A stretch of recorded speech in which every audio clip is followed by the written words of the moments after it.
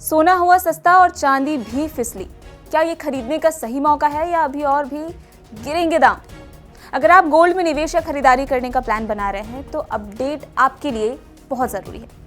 तो क्या आप सोना खरीदने की सोच रहे हैं और क्या आप जानना चाहते हैं कि आज मार्केट में सोने का ताज़ा भाव क्या चल रहा है और क्या ये सही समय है निवेश करने का? तो ये रिपोर्ट आपके लिए बेहद ज़रूरी है।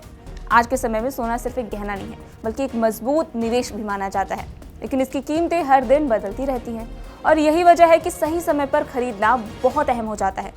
अगर आप बिना जानकारी के सोना खरीदते हैं तो हो सकता है कि आप ज़्यादा कीमत चुका दें।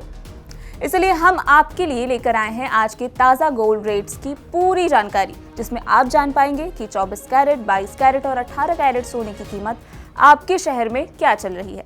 साथ ही बाजार में सोना महंगा हुआ है या सस्ता और इसके पीछे क्या वजह हो सकती हैं, ये भी हम आपको आसान भाषा में समझाएंगे।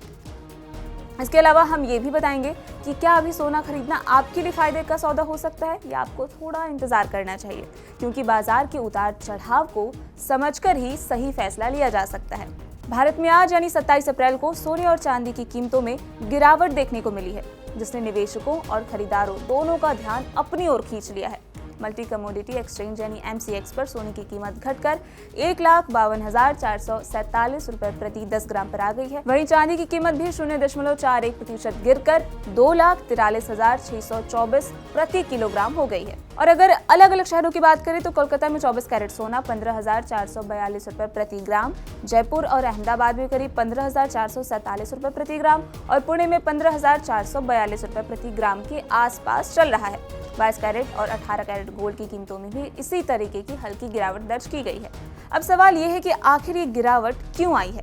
इसका सीधा संबंध ग्लोबल मार्केट से है। अंतर्राष्ट्रीय बाजारों में भी कमजोरी देखने को मिली है। हाजिर सोना करीब 0.3% गिरकर $4,694.26 प्रति औंस पर पहुंच गया है। चांदी भी $75.48 प्रति औंस पर फिसल गई है। इसके साथ ही प्लैटिनम और पैलेडियम की कीमतों में भी गिरावट आई है। इसका मतलब साफ है कि ग्लोबल लेवल पर डिमांड में थोड़ी नरमी आई है या निवेशक फिलहाल सतर्क हो गए हैं। जब अंतर्राष्ट्रीय बाजार में कीमतें गिरती हैं तो इसका सीधा असर भारत जैसे बड़े बाजार पर भी पड़ता है। अब बात करते हैं आम लोगों और निवेशकों के लिए इसका क्या मतलब है। अगर आप सोना खरीदने की योजना बना रहे हैं तो ये समय आपके लिए एक अच्छा मौका हो सकता है। कीमतों में गिरावट का फायदा उठाकर आप कम दाम में खरीदारी कर सकते हैं। वहीं निवेशकों के लिए ये एक डिप बाइंग अपॉर्चुनिटी भी हो सकती है।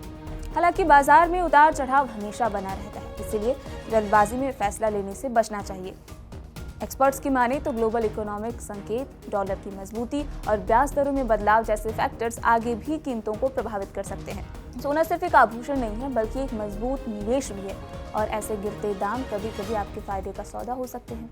अब बात करते हैं चांदी की। आज 27 अप्रैल को चांदी की कीमतों में हल्की गिरावट दर्ज की गई है, जिसने निवेशकों का ध्यान अपनी ओर खींच लिया है। मल्टी कमोडिटी एक्सचेंज MCX पर चांदी 0.41% गिरकर 2,43,624 रुपए प्रति किलोग्राम पर आ गई है और ग्लोबल मार्केट में भी चांदी कमजोर दिखी है। हाजिर चांदी 0.3% गिरकर $75.48 प्रति औंस पर पहुंच गई है। इसके साथ ही प्लैटिनम और पैलेडियम में भी गिरावट देखने को मिली है, जिससे मेटल मार्केट पर दबाव बना हुआ है।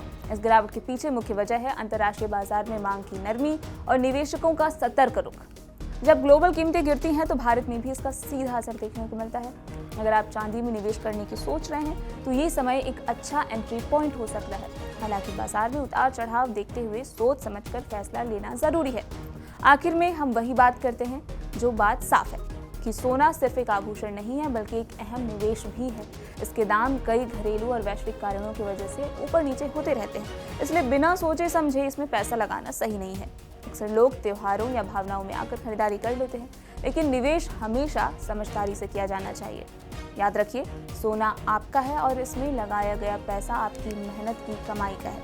इसलिए जल्दबाजी में फैसला लेने के बजाय सही समय, सही कीमत और सही विकल्प चुनना जरूरी है। एक्सपर्ट्स की सलाह, बजट और भविष्य की ज़रूरतों को ध्यान में रखकर ही निवेश करें ताकि फ़ायदा मिले, नुकसान नहीं। और फिर भी अगर आप इस निवेश में अपना हाथ आजमाना चाहते हैं तो सलाह ज़रूर लें।